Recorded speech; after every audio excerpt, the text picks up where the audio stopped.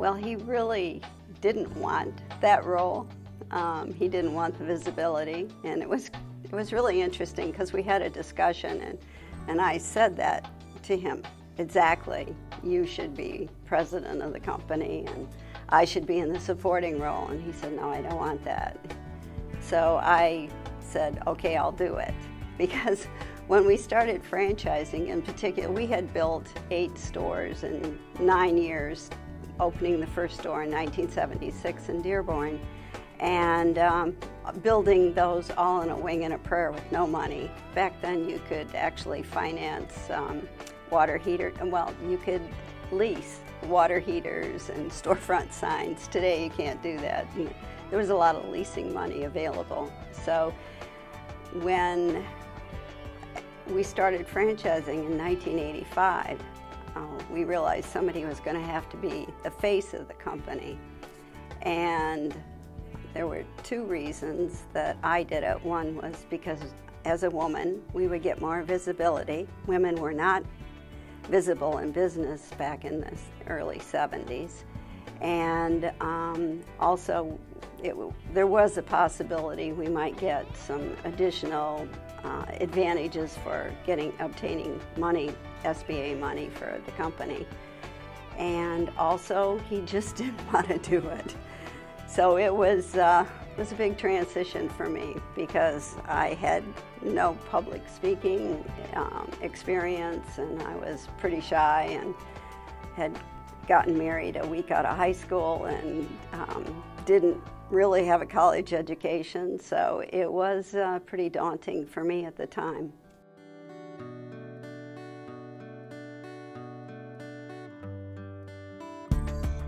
I don't know as though at that time I envisioned where we were going, and so I just said to myself, you will be able to do this, and I did it. It wasn't really something that I thought, oh gee, I've had all this experience in the stores and I really know what I'm doing, and I'm just going to take it forward and make it grow. And I really didn't think about how big it would ever get, quite frankly. I just knew that I had to do what I had to do.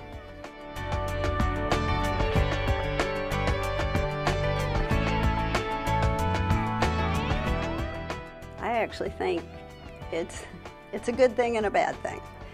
Having family, my husband and I have separate roles. He's always been the finance guy, the guy that could take, if you were at a car dealership and you wanted to know the payment and he knew the price of the car, he could quote the payment before the salesperson could put it on a calculator. So he's always been great with numbers.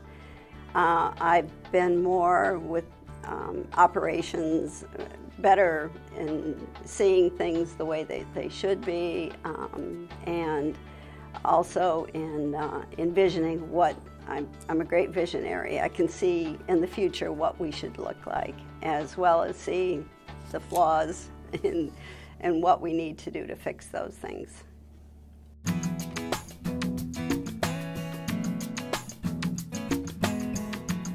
We have our own distinctive products. For one thing, we import, roast, flavor, and package all of our own coffees, and we're very good at that. Our coffees we have what we call the right roast, because if you take a wonderful 100% Kona and you over roast it, you lose all the qualities.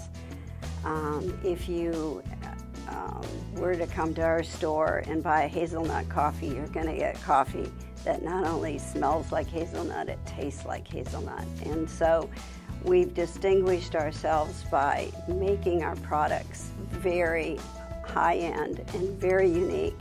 One of the things that we do as a coffee company that cares is we only have water-processed decaf. Many other companies use chemically processed decaf. And we've just been very diligent about making sure that no chemicals ever touch our coffee. And I think that that's important for our customers to know.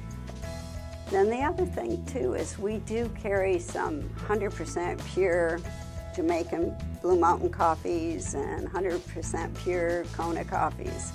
I was just talking with somebody, I think it was yesterday, he said, oh, I've got a Kona blend. And I said, you won't get a Kona blend here. It's 100% pure. And those have to have a special roast in order to bring out all the qualities that are inherent in that coffee. Coffee's a lot like wine. If it's grown on a different farm, if it comes from a different country, it'll have a different moisture content. So our right roast process basically has to be adapted to bring out all the qualities of that coffee. And we do that every time we get new coffee in. We have to test the roast and make sure it's the right roast to bring out those qualities.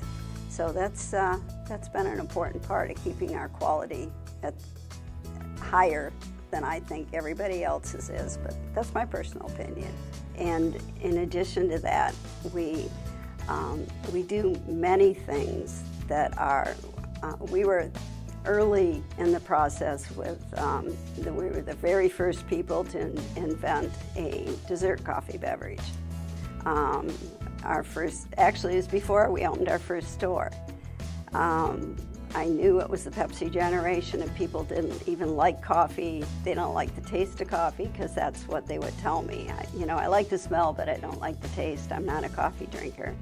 So before we opened the first store, I created in my kitchen what I call foo-foo coffee drink, which is today called a dessert coffee drink, and it was a hot spice Viennese. It had to have special spices in it and be made with fresh brewed coffee and real chocolate and be topped with whipped cream. And when people would come in, they'd say, I like the smell of coffee, but I don't like the taste. I'd say, let me make you something. And I'd make them a hot spice Viennese, and I'd say, here, try this. And if you don't like it, don't drink it.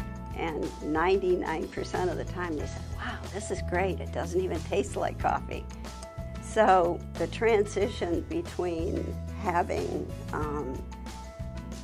being on the forefront of having some of these dessert coffee beverages that people are now copying, I think that we still remain on the forefront, because we're always bringing in new things and creating some wonderful new flavors through every season. And I think that you have to do that. And I'm really not worried about other coffee companies. We really just focus on what we're doing. Well, you have to distinguish yourself, for one thing. And I'm not sure it's all about how many units you have. I think we've grown to a pretty nice size, a comfortable size, and I think there's a lot of opportunity in the future, but business is fluid and it changes. We distinguish ourselves by being the coffee company that cares, and we do a lot within the communities. Because we're a franchise company, our franchisees get very involved in their communities. We get very involved, not just nationally, but also locally. We have a great fundraiser program that's a lot like a Girl Scout cookie program, only it's coffee and chocolate and tea. Perk up your fundraising with the Coffee Beanery fundraising system. Looking for a simple, profitable, and tasteful way to raise funds for your organization?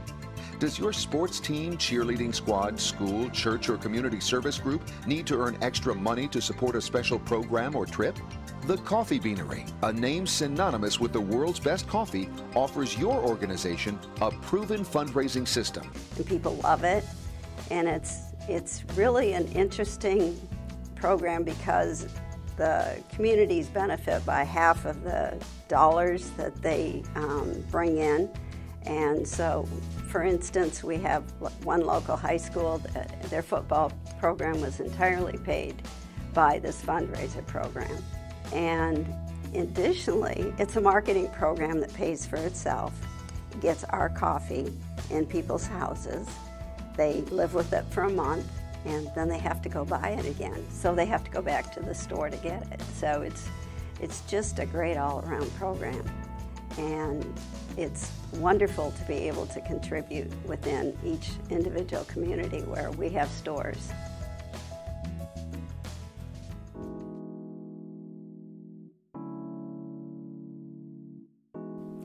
Well, it is pretty much done 6 months in advance. And we do it here in our cupping room. We bring in flavors and taste them, and they get voted on which ones are the best by all the employees, and we choose the ones that actually come out on top. Sometimes it's only one, or in this case, I think coming up, there's 3 new ones for the holidays.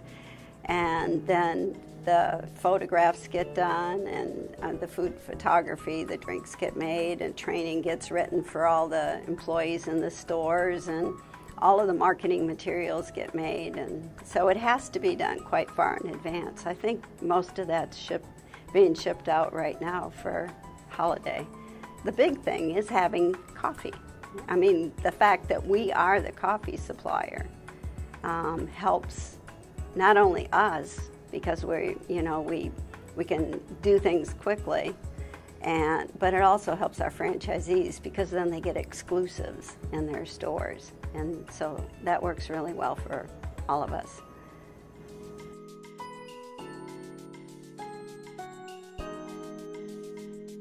We're really blessed with some great people.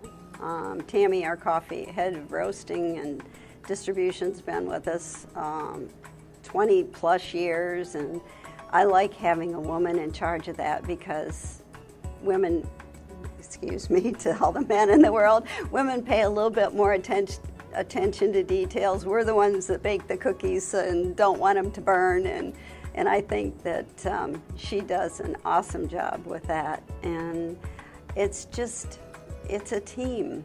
I don't know as though we do anything special. I do think that we meet quite often and discuss what's going on, so try to keep everybody informed with what's going on in the company and what's coming that's new. And just this week we had some candidates in for a new franchise in Texas. And everybody knew they were coming, and everybody was kind of ready in case they came around and asked some questions. And we just have a great team of people. And I think coffee is an affordable luxury.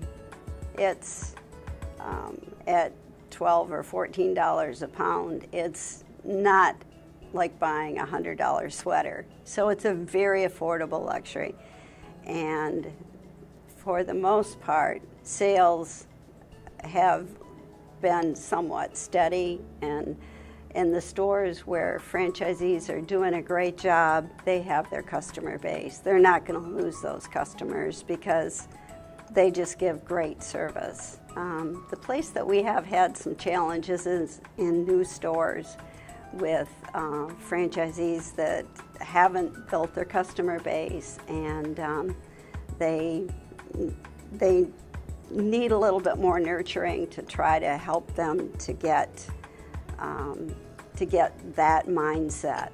And I think that the coffee business itself has, as you said, we've been in business over 30 years. So we've had a lot of economic ups and downs. We've had, coffee is a agricultural product, so it's subject to hurricanes and all kinds of problems that can exist for an agricultural product. It can get a coffee borer, which is a disease, and so the pricing of the product can vary considerably. But that's one nice thing about us being the roaster and the importer, is we hear weather some of the storms so that our franchisees don't have to weather it quite as bad as some other companies. So you just keep going, you just keep going. You have the tenacity, and you just keep going, because the only time you lose is when you quit. Like any football game, it's that last play that can either make it or break it. And I just watched my grandson play football a couple weeks ago, and he's at Hope College, and it was the last second of the game that his team, they threw the long pass to the end zone and they won. And it's the same. You just keep going, because that one next thing can make a winner of you.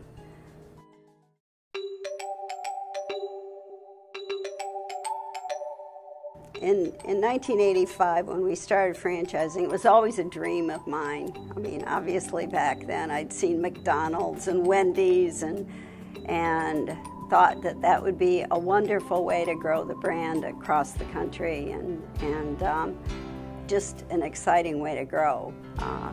Additionally, franchisees, helping them get in business for themselves and helping them to have an opportunity was something that I really wanted to do.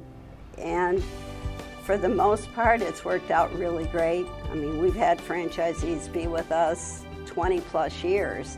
Some of them have retired and I miss them. You know, those first franchisees that were with us, we were almost like this just really small group that was just out there building the brand.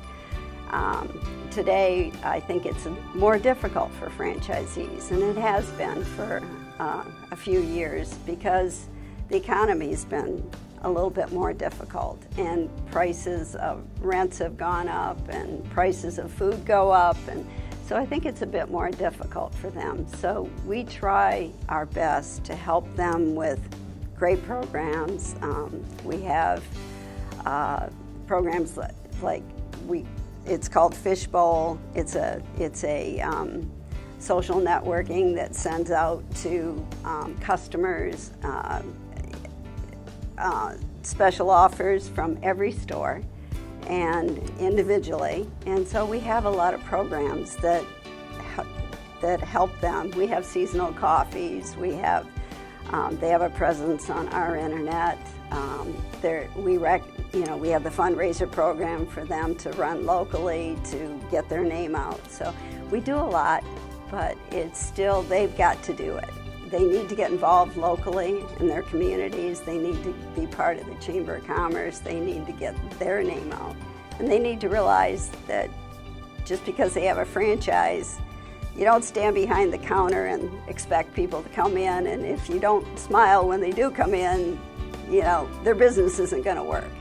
So it takes their efforts along with our efforts for them to be successful.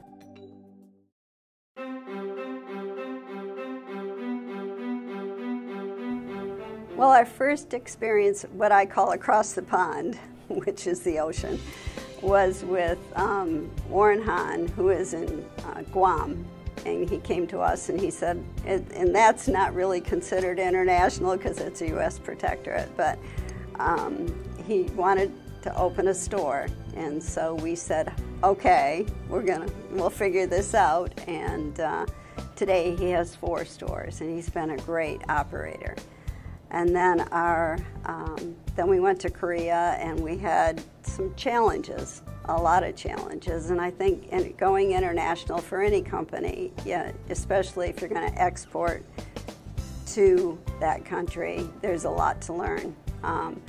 So I think you have to work through those challenges. And one thing I'll say is this year, China has changed all the rules for importing products into their country, and we've had the most difficulty getting products through customs in China. It's amazing. So even though you work out all the processes and you get things running fairly smoothly, it can change, and China's been challenging. But then if you go to Doha and Dubai, we have a great franchisee there, and I think they have 8 or 9 stores. So if you franchise in a country and it's done really well with great people, it can expand the brand tremendously. And I actually have this theory, and today it's probably difficult to think of that with all the unrest that's going on, but coffee's a warm, friendly beverage. And if you can get the people in that country to drink that beverage and start to relate a little bit more to an American brand with a positive attitude, that maybe it's a big dream, but maybe coffee could change the way the world looks at people look at each other in the world and bring a little warmth and a little bit more understanding.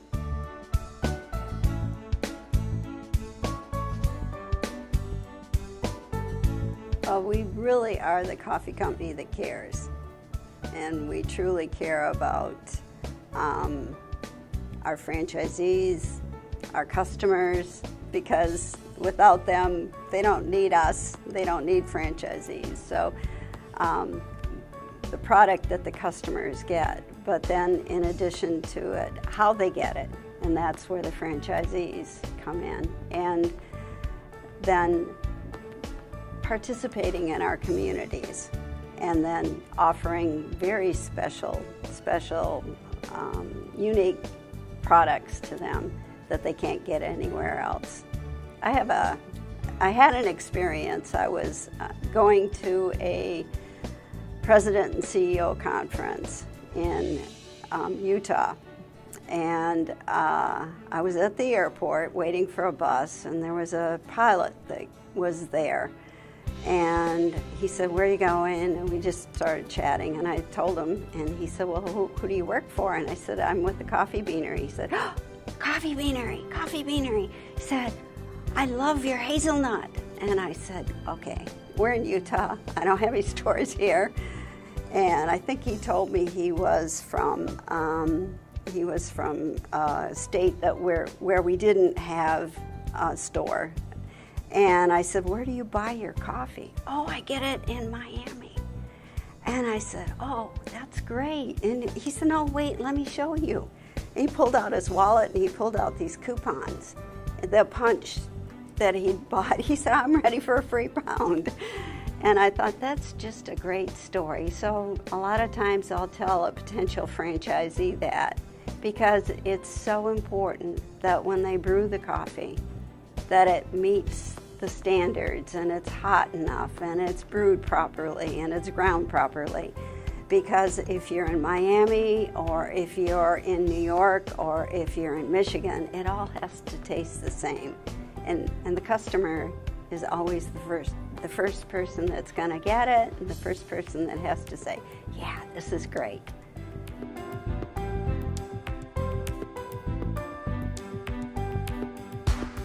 The champagne taste on a beer budget. Well, when we're getting ready to do our first store, first we had to find a location, and we looked at a lot of places, and then we were called by a regional mall in Detroit that was going to open a brand new mall. And so I walked in, and there were no stores. It was a dirt floor and this great, gigantic, wonderful sculpture hanging from the ceiling, and I could just see people, and I could see our store.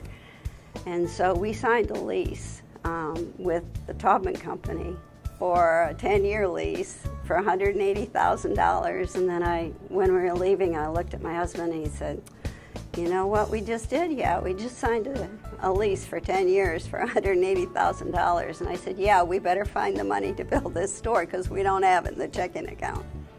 So we went to a bank, and they said, well, of course we took them our business plan on a napkin, and they said, "No, I don't think so. We're not interested." And about the fourth bank, because it was in Dearborn, we went to a Dearborn bank. And so the banker, a young guy, much younger than me, he sat back and he leaned back, crossed his arms, put his feet on the desk, and said, "You got champagne taste on a beer budget. Go find another mall." Well, you and I both know we'd already signed a lease. There was no way we're going to find another mall. So what we did is we found another bank. We just kept going until we found a bank that would give us a loan.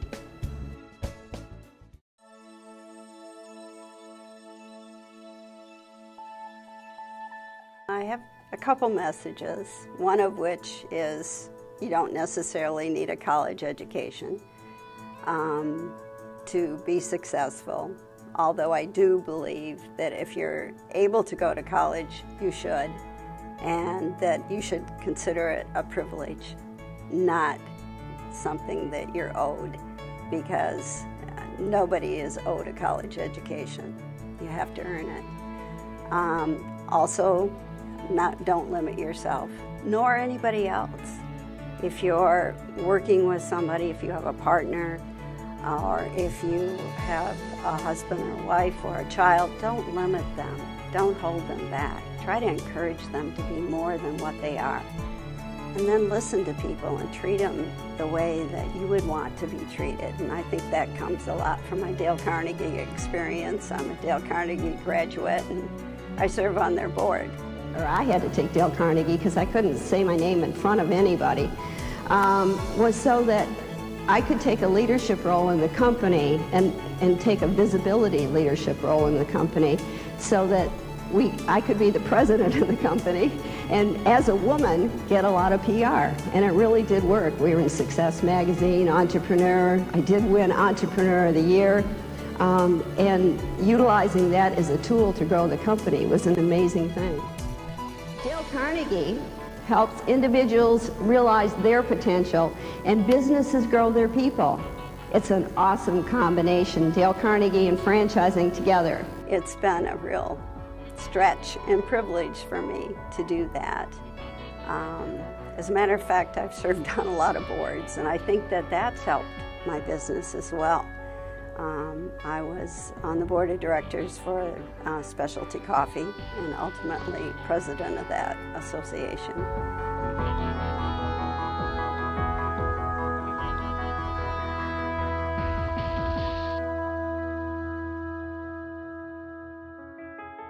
And also the International Franchise Association. I was the first woman chairman of that association, and you can picture that's where there's a board of like 30-some people, and when I first went on that board I was the only woman.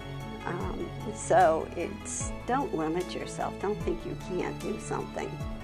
Although the day that they called me to move into the chairs and move up to chairman, we're in Chicago at some kind of conference, and I remember I got down on my knees and prayed just that I would do a good job because I wanted to represent women.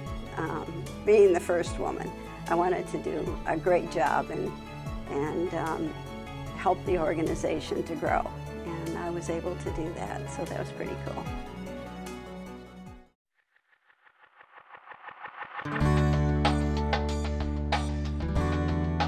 The International Franchise Association, so many of the people there have started, Great American Cookies started in their garage and just with a cookie recipe. And I think Mrs. Fields did as well. And Dunkin' Donuts, the founder of Dunkin' Donuts, started with a catering truck. And so those experiences and meeting those people and getting to know them and learning, the founder of Dunkin' Donuts had a 7th grade education, and that's all. But when Bill Rosenberg sat in those board meetings and spoke, he was brilliant. So it's truly been an amazing experience for me, and another real blessing in my life, and it's been good to be able to share some of that.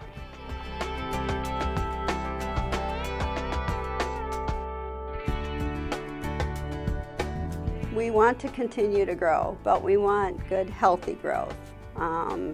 We're doing a lot with current franchisees right now. Many of them are expanding their number of units. Internationally, we just opened in Lebanon, and that's exciting. And it's possible we might have something going on in London. So I see that we'll just continue good, steady growth, and we'll continue to get the brand out as much as we can. And the main thing is you want good, solid locations and solid franchisees, high traffic locations. And so we're being a bit more picky and trying to choose the right franchise partners to work with. Beautiful Flushing is just that, and Michigan is one of the best states in the country. I travel a lot, and people complain about the weather here, but I can tell you from experience the weather can be bad other places as well. And we just have a great workforce. I don't have to deal with a lot of traffic. I like that. and it's just, it's a good place. It really is. And I think the governor's doing a great job. We've been happy about that. And Michigan starts, obviously they're getting the budget under control, and things are starting to turn around here, just as they are in some other states. But I'm happy with what's going on in Michigan right now. So hopefully there won't be, progress will continue to be made, and that's what I see. I hear lots of great things.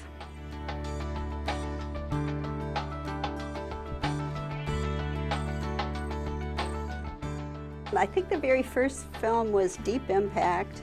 That was a few years ago. And Erin Brockovich, we had a lot of exposure in that. $1 Million Baby, so we've been in some Academy Award-winning films, and that's been exciting. Bobby P's not gonna like that. He likes his coffee hand brewed. Well, maybe there's a Coffee Beanery we could go to before he gets here.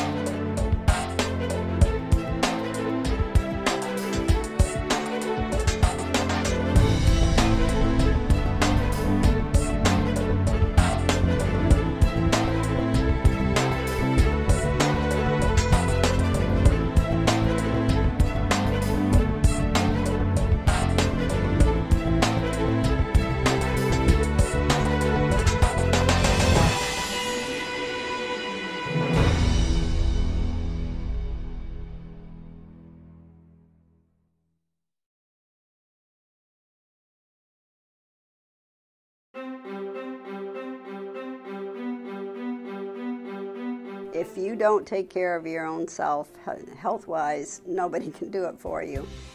You have to eat right, and I work out 3 days a week at a gym. I actually work out with a bodybuilding trainer, which is probably not something you would think I would do, but I can do 20 push-ups on the floor. No, actually 30 on the floor. I can do 120 at one time. And I think that's a pretty good example for young women that are maybe eating wrong or not taking care of themselves, not getting the exercise that they need to. And you can start at any age. Through my life, I've always done something, but most recently I started working out at the gym pretty seriously for about the last 2 years. And before that, I had all kinds of aches and pains, and now they're gone. Except when I get what I call Jimmy sore, because my trainer's name's Jimmy.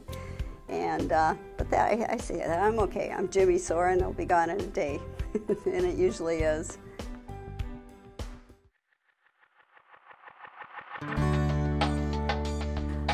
Well, we have 2 grown sons and 9 grandchildren. So I know, much to my son's chagrin. I told him most recently, I'm not planning on going anywhere. I'm healthy, I'm young, I like what I'm doing, and I don't think I've accomplished everything I really want to. And so you're going to be stuck with me for a while. And they're great guys, they really are. They worked with us, gosh, since they were 9 and 11. That's when we opened our first store, that's how old they were. And so I don't know if they mind. I haven't really asked them if they do mind. I think that they're trying to take some of the pressure off of me, and that's okay. I think that's a good thing. But there's still a lot to do, and they have this football analogy. They both used to coach football, and one played offense and one plays defense. And what that means is the oldest son does all of the outside sales, franchising, and operations, everything outside the building. And the other one does defense, which is internal, running the roasting plant and making sure that the coffee comes and goes, and helping make sure that Tammy has what she needs when she needs it, and things get done as they need to get done. So they actually have pretty good roles for each of them. And my husband did talk about retiring at one point, and I said, okay, stay home tomorrow, and the next day, and the next day. And I said, when you decide what you want to retire to, we'll talk about it. And he stopped talking, and he keeps coming in the office. So I think people can be far more productive for a lot longer than what they think. And there are people that want to do other things, and God bless them, they need to do what they need to do. But I love the coffee business. I love what we do. I love helping people. And as long as I can, I'm going to do it.